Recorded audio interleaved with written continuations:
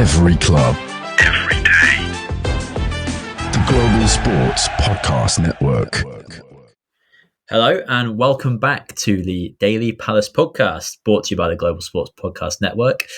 If you're watching this on YouTube and are concerned you've accidentally tuned into the Trump inauguration, don't worry, it's just me, Joe Lodge. I've come back from a week in Lanzarote with a bright orange glow and a newfound belief that camels are more dangerous than volcanoes.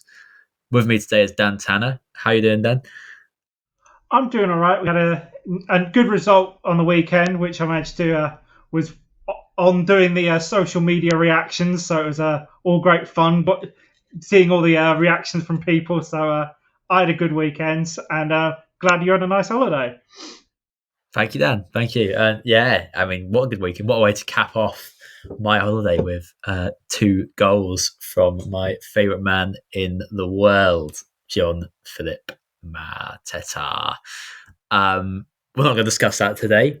We are going instead to talk about the form of one of Palace's other biggest stars, a succession of left wing-back related transfer stories, and finish off by picking our favourite teenagers ever to pull on the red and blue. So, first off, we are going to talk about Eze.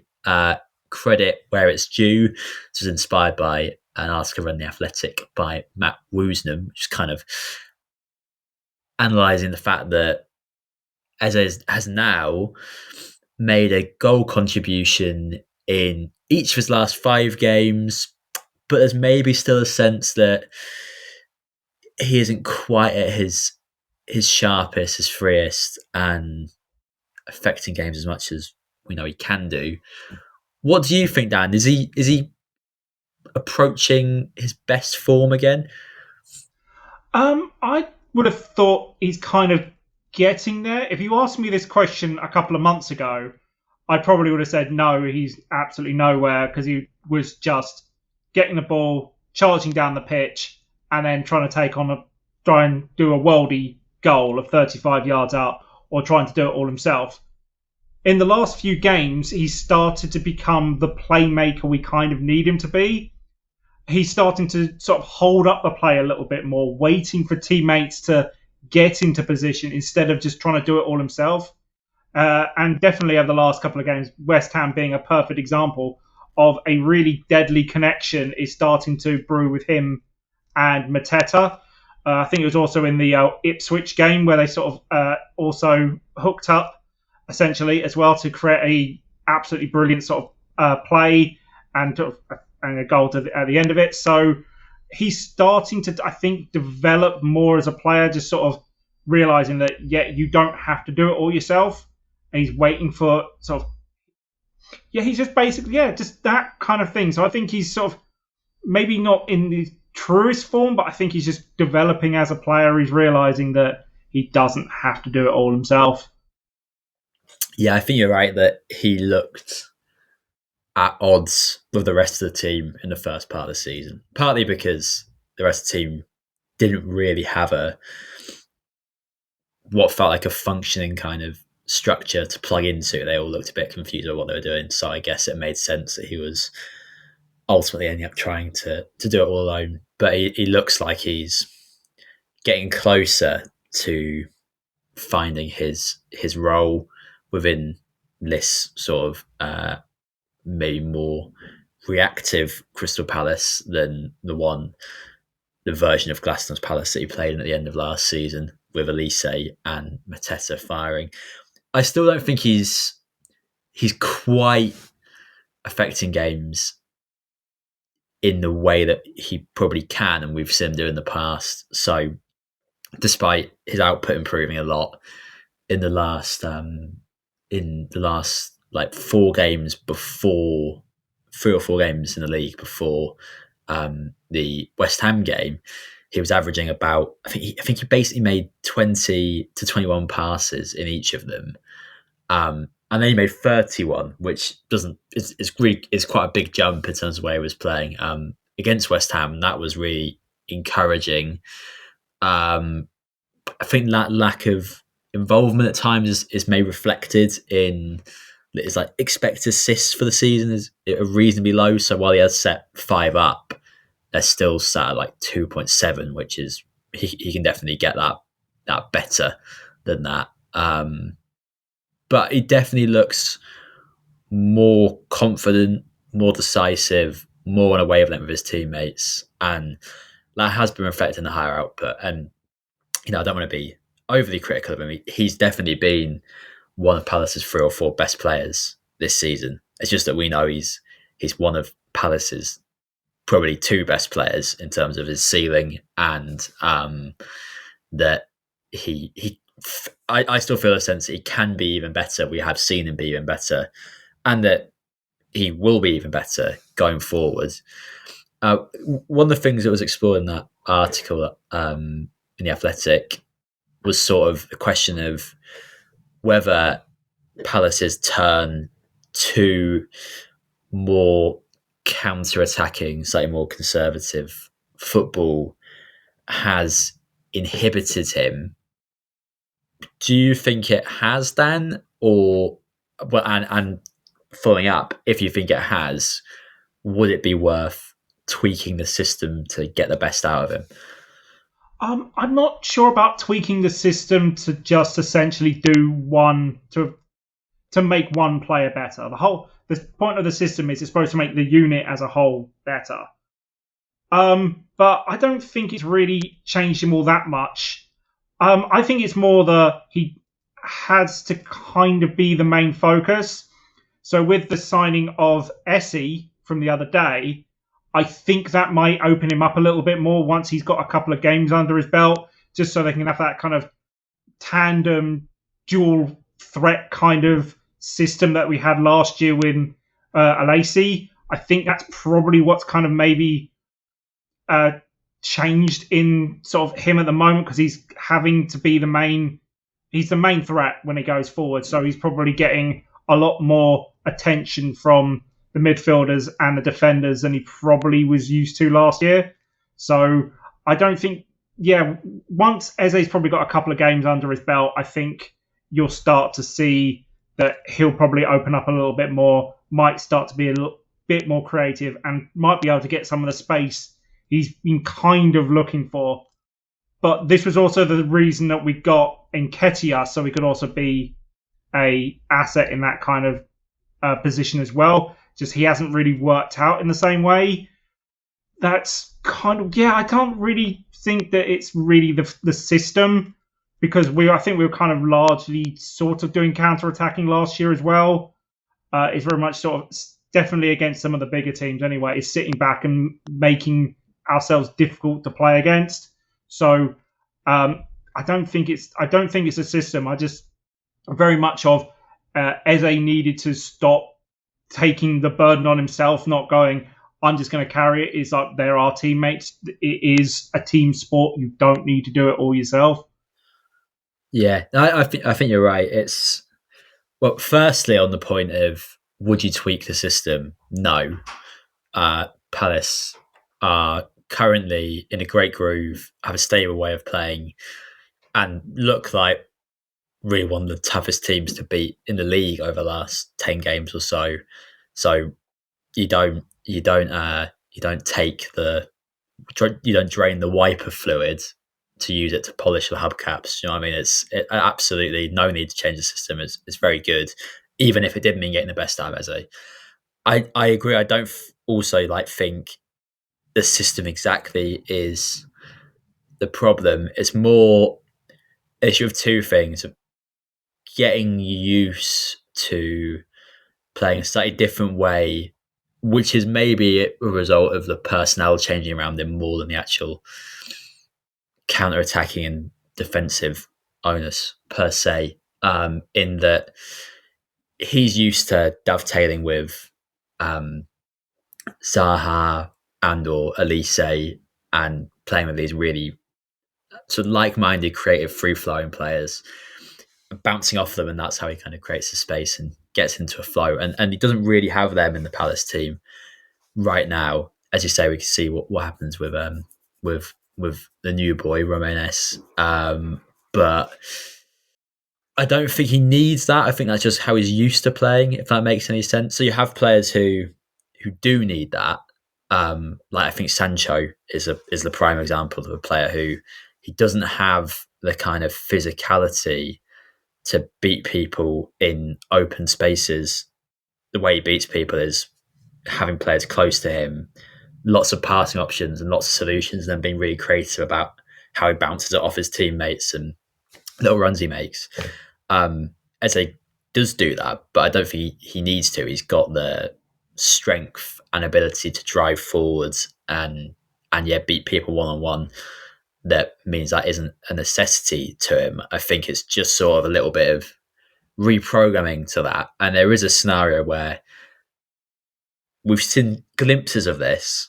A player like Eze, a creative number 10, can be brilliant in a counter-attacking team. Just need to look at Mesut Ozil at Real Madrid's prime example of someone who just has that vision to make the right pass, make the right run when the whole team is streaming forward. And Palace have those runners, all those players streaming forward. And occasionally you see Eze drift into that central kind of pocket and start pulling the strings there. And it's really exciting, really effective. And admittedly, Mateta does a lot to do, but that's kind of where he is and how he's playing when he slots Mateta in for the first goal against West Ham. And I think going forward, so even if Esse doesn't prove to be the Elise replacement and Sarr continues to play and it still stays more sort of direct and transitional, I think Eze can absolutely thrive in that system. It's just a slow process of reprogramming the way he plays, and I think we're seeing him do that, and he will succeed in it, and be awesome for Palace. So not that I think he's been on any level bad. It's just I think he can be even better with the ability he has, and I think he will be even better, and it's encouraging for a really strong second half to the season. We'll pause there, have a little word from our sponsor, and then transition into a hopefully similarly strong second third of the podcast. Here at Global Sports Podcast Network, we spent a lot of time selecting our delivery platform. Zencaster came out the clear winner. With 4K video recording from your phone and AI editing that automatically removes all those ums and ahs, it's super easy to start a podcast that sounds great and is delivered efficiently. If you're ready to tell your story, check out the link in the show description to learn more about Zencaster. Now, we've been banging on all season about how Palace need more left wing-back options. It seems people in high places have been listening and have maliciously conspired to leave the club without anyone in that role. We've got 3 transfer stories to talk about here, which, depending on how they play out, could leave Palace with anywhere from 3 to 0 left wing-backs in 10 days' time.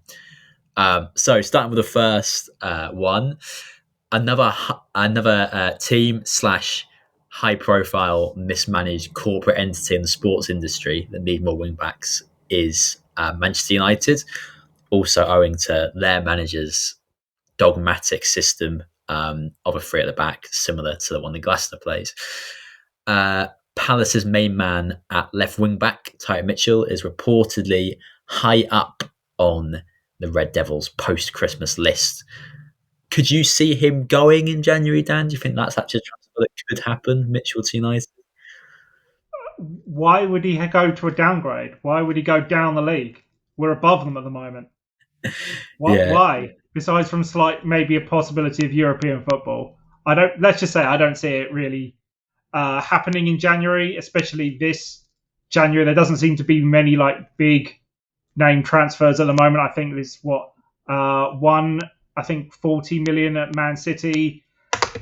When we got the 3rd or 4th biggest transfer of the January transfer window so far in the Premiership, I don't really see it going that way. Might be in the summer when everybody kind of knows where they are and a little bit more sort of settled, things like that.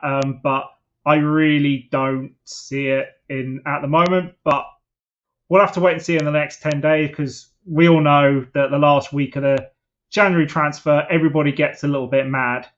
But let's just hope that the Palace put on at least a decent size transfer fee on to either get something out of him or to kind of keep people at a distance. Very much the same way that me and Wale were talking about with Chalobah yesterday.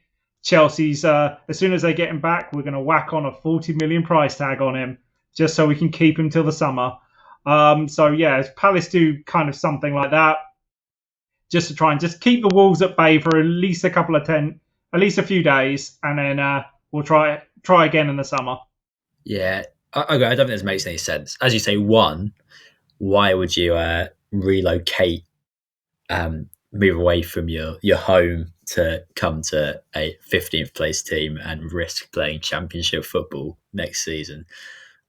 Secondly, I just don't see a price where it makes sense for both teams. I can't really think why Mitchell would be United's long-term plan for left wing back. He's getting really good in the role and doing a really good job for Palace, but he's not a natural left wing back.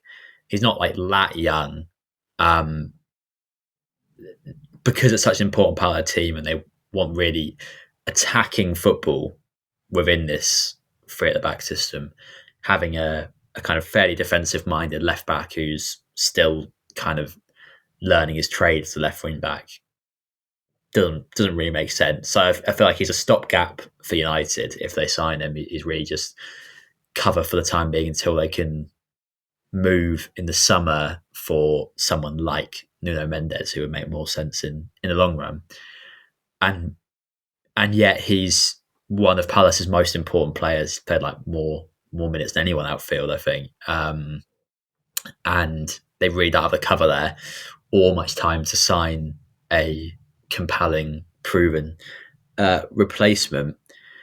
I think United also don't have loads of money to throw around. So it's not like in the past where they might have been able to just blow a load of cash on a short-term signing because they're United and money grows on trees for them. My understanding is they really need to move Rashford and Antony on before they can make any significant moves. So I just don't think it makes sense. I think they'll sign someone younger. They're already in advanced talks for this guy Dorgu from Lecce, apparently. And yeah, I think they'll sign somebody younger, more cover, more energy, that a lower price that would just make more sense than bring Mitchell. I can't actually see it happening. The man you'd probably say is Palace's most natural replacement for Mitchell is Premier League winner Jeffrey Schlupp. He's only got 6 months left on his deal, with Stoke, Blackburn and Coventry all reportedly interested in making a move for him in January. Do you think that makes sense from Palace's point of view? Cash on him in January, Dan? With my manager brain on, definitely. He's got 6 months left on his deal. He's the back end of his career, which is sort of where these negotiations happen. Do we want to keep giving him a relatively big salary for another year and just keep rolling him on? Or do we try and at least get something out of him? And then he might actually get some game time down in the Championship because he's basically sitting on the bench playing, I think, on average about 9 to 12 minutes a game. I think the longest he's had this season is 61 minutes in the EFL. I think it was Villa. I'm not sure on that one. But so for him, if he wants game time, it's probably a decent move. It works for Palace. He gets essentially off the books, and we can probably free up that space for sort of either a younger player to come up through the system or see what else we can find in a decent loan deal from one of the top six or something, just a bit of coverage for the next couple of months. But it's always like, the problem is he's such a good substitute. He is basically a Swiss Army knife of substitutes. You can put him in anywhere and he'll put on a decent performance. He's going to give you 100% wherever you put him. But I just think he's sort of, the time has come, I think. It's time for him to move on and see if he can't get at least a little bit more out of his fairly decent career. So, yeah. Yeah, I'm not sure of it. It's kind of, if it's up to me, I'd think he's sort of cover left wing back. I imagine the sum they'd get from him is fairly paltry, given his age and contract situation, and his versatile, experienced head in the group. But I think, as you say, he's played in total, I think, 118 league minutes this season. He really doesn't seem to be in Glaston's plans. A lot of those minutes he's played, probably most of them, he's not even played at left wing back. So I think Glaston just doesn't see him as appropriate for that role, is the impression I get. And if that is the case, and Glaston would rather cover Mitchell using a academy player or a makeshift solution where maybe one of the centre mids plays out there or something like that. In that instance, if he's just not going to be a feature, it makes sense to take some money for him if it's available, and thank him for his 220 odd league games that he's played for the club. He deserves a good send off if he goes, and he's been a top exactly. Thank him for his service, and then let him go with some dignity. I think instead of going on having to go through the free transfer market at the end of the season. Yeah, it's true. It's more dignified to be paid for than just someone going, fine, we'll take him if it's free.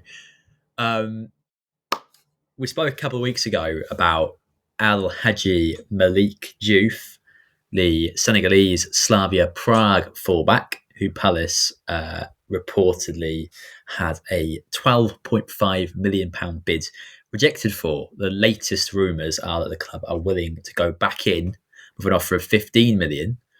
Is that something you'd like to see happen, Dan? Oh, I'd definitely like to see that happen. That's a bargain sale that's a great one, especially when, because of looking up his history, he was only playing Norwegian football about a year and a half ago. He's literally come out of nowhere and started to hit sort of European and Champions League football. So, and we spoke about him, a couple of weeks ago, thinking, this guy would be an absolute gem at Palace. He fits our mould of these really sort of physical and tricky players, very much of the I think I said the Balassi kind of style of player. So I would totally take him, especially at that kind of price as well. A sort of bargain in the equivalent of a Premiership team anyway, a bargain buy player. Definitely add him take him every single day of the week. Yeah, no, I agree. I think this would be a really good signing. I suppose there's a question mark over whether that's just what Palace reportedly prepared to offer. Question mark about whether Slavia Prague will accept it. They've already sold quite a few people in January, so not in any need of raising funds. But he's young, he's versatile, he's got a really impressive goal record, scored 6 in 18 in the Czech League. You don't quite know how that would translate, but there are reasons to think that he can translate that to the Prem to at least a reasonable extent. You look across it to East London, Soufal and Souček both came to Slavia Prague and did a really good job at West Ham. And he's done really well when he's played in the Europa League and an AFCON qualifiers and all that kind of competitive, high-pressure football he's thrived in. A potential spanner in the works is that Liverpool are also interested, apparently. I'd kind of think that's not necessarily the best career move for him. I don't know what the route is into the first team with Tsimikas and Robertson there. And the last Al Hadji Diouf isn't exactly fondly remembered at Anfield. But you never know. If that ends up, if they'd be willing to match Palace or make a better offer, and he's evaluating the two, you might be having your head saying you get all the opportunities at Palace, but it's pretty difficult to turn down a club like Liverpool when they come in. It's very difficult to turn down Liverpool. It's Liverpool. It's a legendary club. You don't say no to Liverpool. It's like Real Madrid, Barcelona. Yeah. You don't say no. Even though I think he should. I think he should say no. But he might find it tough. I definitely think he should say no. But but it's Liverpool, so everybody's gonna pick it if you've got the choice. Yeah. So there are those kind of question marks over whether Slaven need the money and whether somewhere else he'd rather go. But if Palace can pull it off, I think that'd be a really top. It's exactly the kind of profile of cover for Mitchell that Palace would ideally be looking for. Young, lots of potential to improve. Probably won't be demanding a first team place straight away, given that he is so young and inexperienced, has come from a lesser division.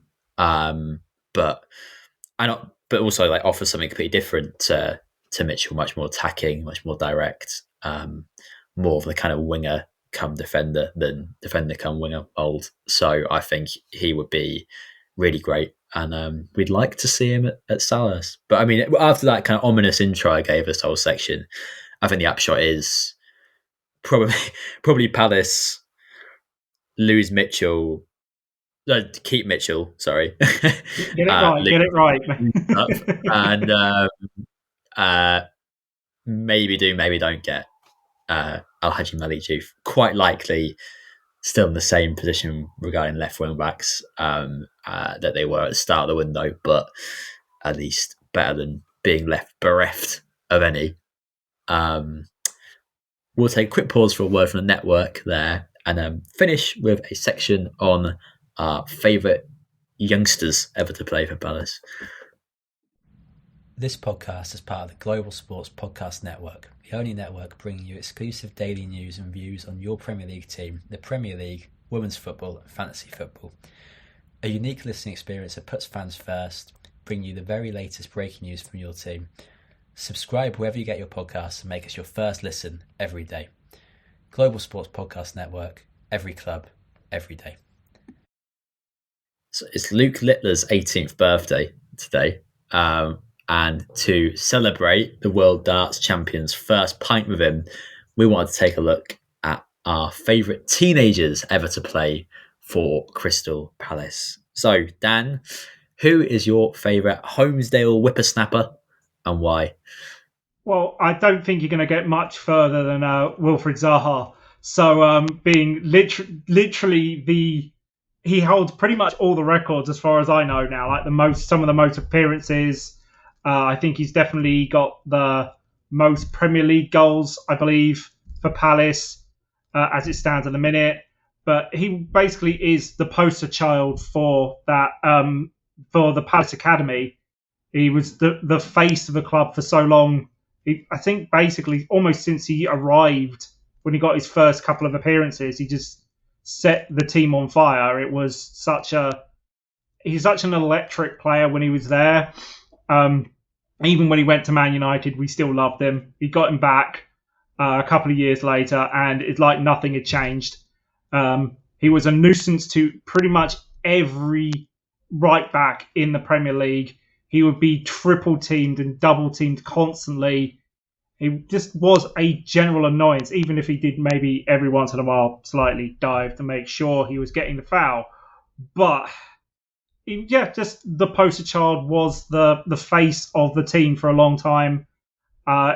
Also during that promotion stint, he basically put us on his back and go, right, I'm gonna drag you through this playoff thing, if you like it or not. It's the I'm going to be doing this myself kind of attitude, which I know I kind of berated Eze for, but at the time when he was the best player on a team by a country mile, it was a slightly different time when you're going up through the ranks instead of trying to hold off in the middle. But yeah, it can't really go much further than Zaha. Another good one's always Nathaniel Klein was good for us. He's back with us now. I think he kind of started his first team round about the same time. I'm thinking they were within maybe a month or so of each other. I think they made their debut. He was always solid, a really sort of talented right back.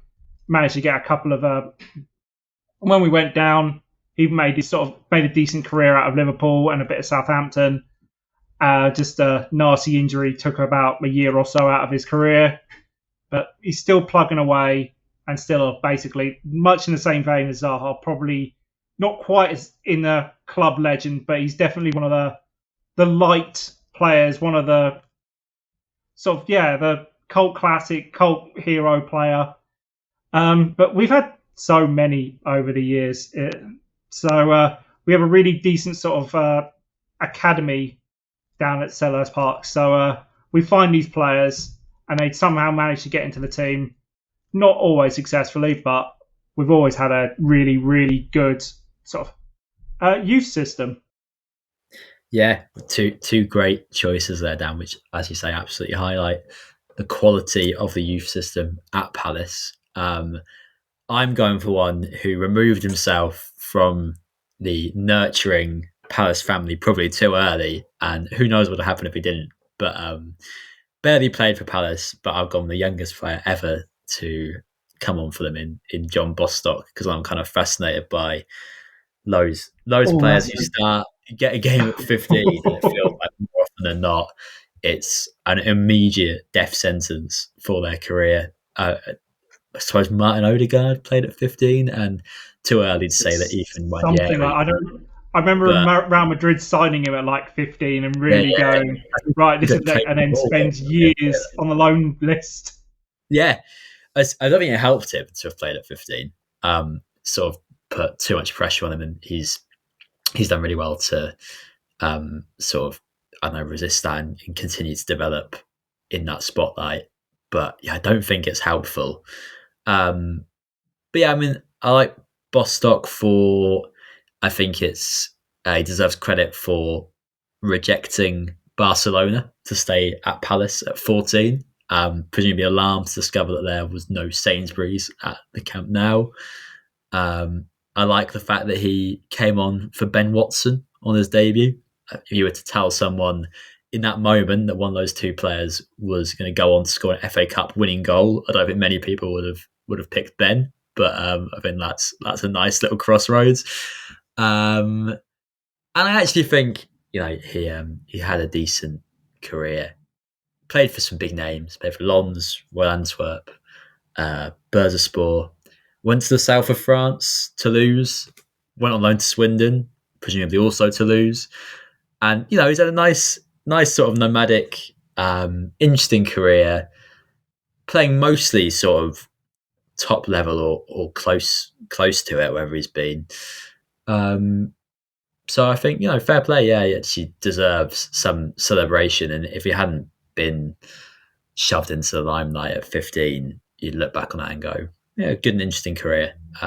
So credit to John Bostock. I think he's a fun one of the ones that got away, but, you know, he's had a fun career regardless.